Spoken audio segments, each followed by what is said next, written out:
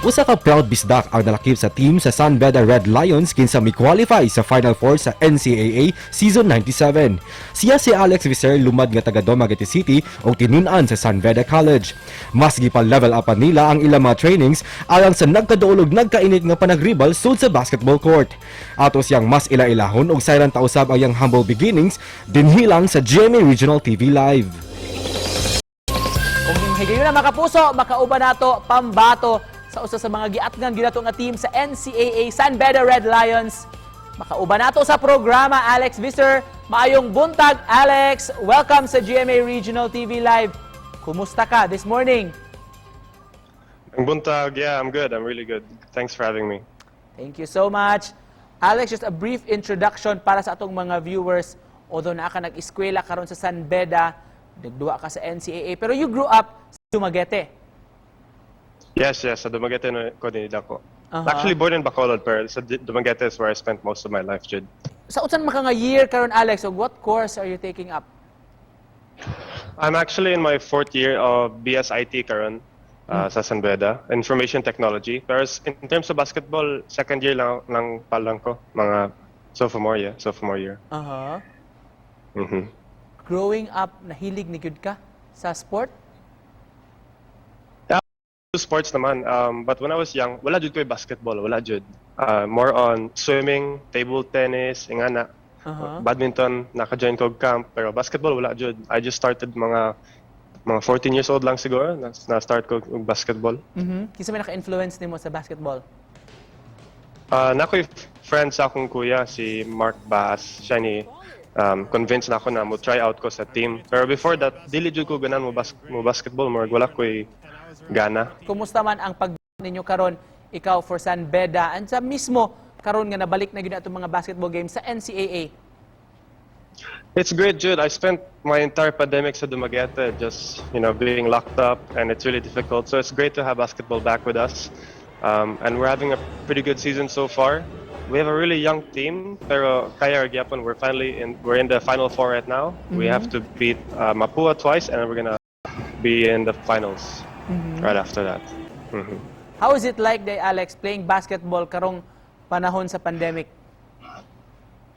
It's hard for sure. Kay bubble setup man good.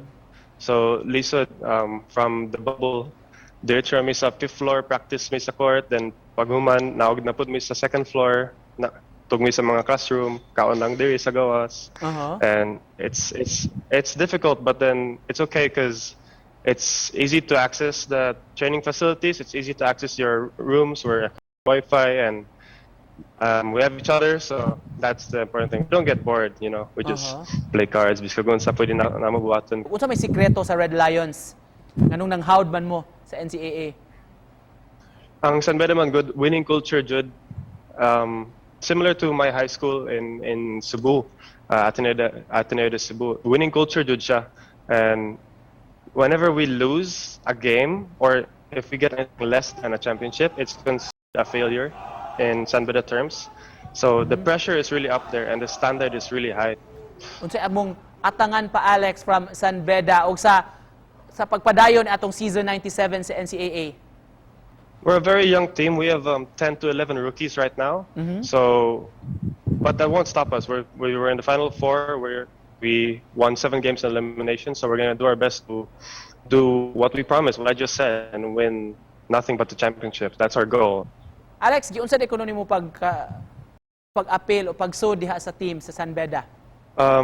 Nakadula ko sa NBTC, katong napa ko sa Ateneo de Cebu. And nakadula ko sa NBTC where I was able to be part of the top 24 in the country. And I played in the All-Star game together with the likes of Kihei Clark from Texas State. I played with Kai Soto, I played with David Defonso. So I got the very special chance to be part of that, and that's where na-scout ko. And I was asked to try out in Beda, among other schools also. Pero pag-abot na ako sa Beda, ang funnily enough, the reason why ni-staged ko is dagan kay Bisaya sa Beda. So pag-abot na ako, like it felt like I was still in Cebu, So I didn't try out in any other schools. After that, I decided, okay, I'm gonna commit to this school, and this is where I want to stay. So kinsa may gi-look forward ninyo sa Beda nga inyong makakontra sa finals? Sa finals, of course, we have the rivalry, the San Beda Lechon rivalry, and I think more than likely, if we make it to the finals, that's who we're gonna face. In all honesty, so that's what we're gonna be looking forward for, and that's what we're gonna be preparing for. Yeah, San Beda Lechon. San Beda Letran pohon mga kapuso. Of course, makita na din sa GV, sa Kapuso Network, ang game sa season 97. Alex, just to close this conversation, may we ask for your message sa atong mga kapuso nga nagtan-aw karon og invitation na sab kanila nga atangan ang atong umaabot pa nga mga games. Yeah, sa mga Bisaya nagtan-aw, sa mga friends nako, mga ka-Bisaya, we would really encourage your support. We really want you guys to watch and enjoy our games. Now that you know that dagan Bisaya pod sa team, kailangan jud mo support sa imong ka-Bisaya, diba? So just watch the GMA Regional TV live, and you'll get to watch our games, and yeah, they'll have the schedules for you too. Alright, thank you so much for joining us. Amping diha mga kapuso, Alex Visser. Salamat Alex for joining us. Thank you so much for having me. It was great. Thank you.